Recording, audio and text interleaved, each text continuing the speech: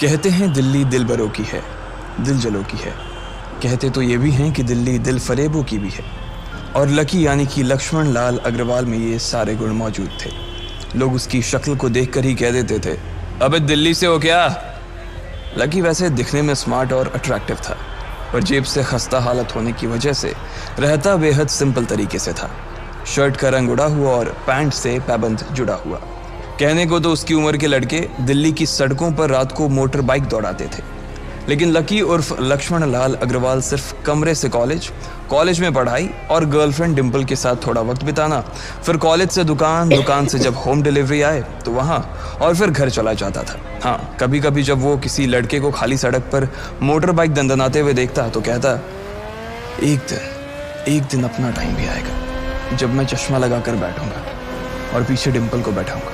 देखना, जब वो मेरी कमर में अपना हाथ कसेगी और मैं तेजी से मोटरसाइकिल को इंडिया गेट के आसपास दौड़ाऊंगा, तो सारे दिल्ली का दिल हम दोनों को देखकर जलेगा। दुकान में रखा हुआ बर्नॉल भी काम नहीं आएगा। लकी ने कहा और अपने हाथ में बर्नॉल की क्रीम को दबा दिया। जैसे ही उसने क्रीम को दबाया, उसका क्रीम बाहर आ गई। अबे गधे, क्या कर रहा है? वो कोई स्पंज की गेंद है क्या जो उसे दबा रहा है? दुकान के मालिक ने उससे फटकारते हुए कहा और उसके सर पर एक चपत लगा दी। Sorry sir. लकी ने अपना सिर बचाते हुए कहा। वो करोल बाग में स्थित एक छोटी सी मेडिकल स्टोर पर काम करता था। उसकी दुकान का नाम था चमन मेडिकल स्टोर और उसके ओनर का नाम था चमन लाल। लकी पिछले 5 साल से इन्हीं की दुकान पर काम कर रहा था। यहाँ इस छोटी सी शॉप पर काम करना उसकी मजबूरी थी। लाइफ में कंगाली की वजह से उसे कॉलेज में पढ़ाई पूरी करने के लिए पार्ट टाइम जॉब करना था। उसने कई अच्छी जगह अच्छी तनख्वाह की नौकरी ढूंढी पर नहीं मिली और वो इस मेडिकल स्टोर पर ही अटक गया। गधे, अब इसके पैसे क्या तेरा बाप भरेगा? कटेगा। इसका पैसा भी तेरी तनख्वाह से कटेगा और एमआरपी से डबल रेट में कटेगा। चमन ने अपने दांतों को किचमिचाते हुए कहा। गुस्से की वजह से उसकी नाक फूल गई थी और लकी की सांसें। उसने घबराते हुए ओनर से पूछा, एमआरपी से डबल क्यों सर जी? ताकि अगली बार से ऐसी कोई हरकत करने से पहले तू डबल बार सोचे। चमन ने कहा और उसके हाथ से ट्यूब छीन ली। उसका जी तो चाह रहा था कि वो लकी की खोपड़ी पर एक और बार अपना हाथ साफ कर ले, लेकिन उससे पहले ही दुकान का फोन बजने लगा। फोन की घंटी बजते ही लकी को वहां से निकलने का मौका मिल गया और वो भागते हुए फोन उठाने के लिए चला गया। हेलो जी, करोल बाग के बेस्ट मेडिकल चमन मेडिकल स्टोर से बोल रहा हूँ, बताइए क्या काम था? ये लकी की पेटेंट लाइन थी। चाहे कहीं से भी फोन आए, लेकिन उसे फोन पर बस यही बोलना था। जैसे ही इधर लकी ने अपनी बात कही, उधर से जवाब आया, मैं ब्लूमिंग नाइट होटल के कमरा नंबर 303 से बात कर रहा हूँ। एक छोटा सा ऑर्डर है, नोट करो और जल्दी से होटल पर डिलीवर करवा दो। वो एक लड़के की आवाज़ थी। उसकी आवाज़ में काफ़ी भारीपन और एक अजीब सी जल्दबाजी थी। जैसे ही लकी ने वो आवाज़ सुनी, पता नहीं क्यों उसे वो आवाज़ जानी पहचानी सी लगी। जी सर, बताइए आपका क्या ऑर्डर है? हाँ तो लिखो, हार्ट प्ले के 2 पैकेट और 1 पैकेट टिश्यू। लकी, जो कि अपना पेन लेकर खड़ा था, हार्ट प्ले का नाम सुनते ही झिझक गया। असल में हार्ट प्ले नाम का एक कंडोम आता था और इसलिए उसका नाम सुनते ही लकी शर्मा गया था। इतने साल से भी मेडिकल की स्टोर पर काम करने के बाद उसे इन चीज़ों का नाम सुनने में शर्म आती थी। हेलो भाई, लिखा कि नहीं लिखा? उस आदमी ने फिर से लकी से पूछा। जी सर, लिख लिया सर, लिख लिया। लकी ने खिसिया कर हंसते हुए कहा। लिख लिया तो फिर लेकर निकल, उस लड़के ने कहा। उसकी आवाज़ सुनकर ना जाने ऐसा क्यों लग रहा था कि वो बहुत बड़ा आदमी था। जी सर, लेकिन सर बाहर तो बारिश हो रही है, लकी ने कहा। उसने देखा कि बाहर बहुत तेज़ बारिश हो रही थी। उनकी दुकान के सामने पानी भर गया था और तेज़ हवाओं की वजह से चमन मेडिकल स्टोर का बोर्ड भी गिर गया था। लकी को लग रहा था कि वो इतनी तेज़ बारिश में अभी एकदम से तो नहीं निकल पाएगा, तो उसने उस लड़के को समझाते हुए कहा, सर मैं ऑर्डर तो ले आऊँगा पर थोड़ा टाइम लग जाएगा, बारिश थोड़ी थम जाए। अब इससे पहले कि वो कुछ आगे बोल पाता, फ़ोन पर लड़का बोल पड़ा।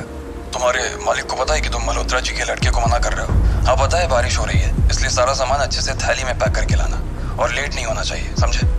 उस लड़के ने कहा और इससे पहले कि लकी आगे कुछ कह पाता, उसने फ़ोन काट दिया। उधर से लकी के दुकान का ओनर उसे घूर कर देखा जा रहा था। लकी के हाथ में पेन और पेपर देखकर ही वो समझ गया था कि उसके पास कोई ऑर्डर आया था। आज वैसे भी इतनी बरसात होने की वजह से सुबह से इक्का दुक्का ग्राहक ही दुकान पर आए थे। ऐसे में उसकी दुकान का मालिक एक भी ऑर्डर को छोड़ना नहीं चाहता था वो लकी को देख रहा था और लकी बारिश की ओर देख रहा था। बारिश का बहाना नहीं चलेगा, जाना पड़ेगा। चमन लाल ने कहा। मैं बहाना नहीं कर रहा सर, थोड़ी बारिश धीमी हो जाए तो मैं चला जाऊंगा। अभी आप खुद ही देखिए कितनी तेज बारिश है। वो पता नहीं कोई मिस्टर मल्होत्रा का कोई बेटा कुछ ज्यादा ही जल्दी में था। मैं साइकिल से तो पहुंच नहीं पाऊंगा इतनी जल्दी। लकी ने उनकी ओर देखते हुए कहा। क्या कहा? मिस्टर मल्होत्रा जी का बेटा? तू मेरी दुकान बंद करवाएगा क्या? अभी क्या भी निकल उनका ऑर्डर लेके, वो हमारे बहुत पुराने कस्टमर है। चमन ने कहा। पर लकी ने कहा ही था कि चमन बोला। परवर कुछ नहीं, तू मेरी मोटरसाइकिल ले जा। उसने गुस्से में कहा। अरे सर जी, 200 के ऑर्डर में मुश्किल से 40 रुपए बचेंगे। इससे 3 गुने का तो पेट्रोल ही लग जाएगा, और अगर गाड़ी रास्ते में बंद हो गई तो अलग से खर्चा, लकी ने समझाते हुए कहा। वो जानता था कि उसका मालिक इन सब बातों पर ध्यान नहीं देने वाला। चमन लाल बोला। कोई बात नहीं, तू जा, चाहे जो हो जाए ग्राहक नाराज नहीं होना चाहिए, और वैसे भी वो मल्होत्रा जी का बेटा है। चमन लाल ने मोटरसाइकिल की चाबी लकी की ओर उछालते हुए कहा। लकी ने चाबी ली। उसे देखकर उसके अंदर मिक्स फीलिंग आ गई।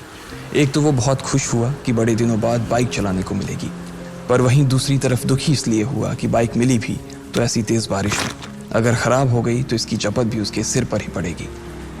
वो मुंह लटकाकर रेनकोट और हेलमेट पहनते हुए वहां से निकल गया। बाहर आकर बाइक को देखा तो लकी ने मन में सोचा, चलो ठीक है, जो होगा देखा जाएगा, कम से कम बाइक तो चलाने को मिल रही है। दरअसल लकी इतने साल काम करने के बाद भी अपने लिए एक मोटरसाइकिल नहीं ले पाया था। लकी की तनख्वाह ही इतनी भर थी कि सिर्फ उसके कमरे का किराया, उसकी साइकिल में डालने वाली हवा का खर्च, बिजली पानी का बिल और डिम्पल के साथ महीने में 1-2 बार बाहर खाने का खर्चा ही निकल पाता था। उसे डिम्पल की कही बात अक्सर याद आती थी। लकी, अगर अगले 2 महीने में तूने बाइक नहीं खरीदी ना तो मैं तेरे से ब्रेकअप कर लूंगी, देखना। असल में डिम्पल को लकी के साथ बाइक पर घूमने की बड़ी तमन्ना थी। लकी की इस उजाड़ जिंदगी में एक वही तो थी जिसके लिए जिंदा रहने को उसका जी चाहता था। जब भी वो उससे बाइक की बात करती तो लकी डिम्पल की इस बात को हंस कर टाल देता था। वो अपने मन में इस बात को अच्छे से जानता था कि डिम्पल उससे बहुत प्यार करती थी और वो उससे कभी छोड़ कर नहीं जा सकती थी। वो दोनों एक दूसरे में ऐसे घुले मिले थे जैसे बादल बरसात में घुल जाती है। लकी को डिम्पल बहुत पसंद थी और वो उसके लिए दुनिया जहां की खुशियां खरीद कर ला देती।